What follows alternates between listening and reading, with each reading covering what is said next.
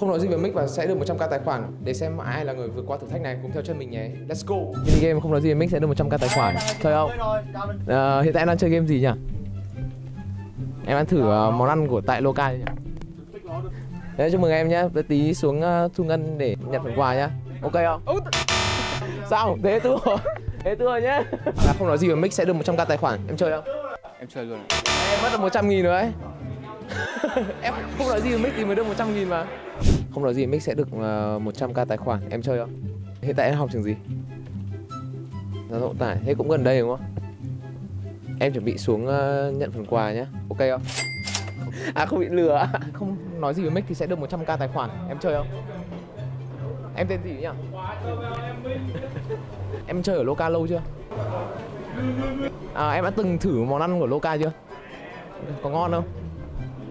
Ok, thế chúc mừng em đã vượt qua thử thách nhá. Không nói gì mic sẽ được 100k tài khoản. Chơi không?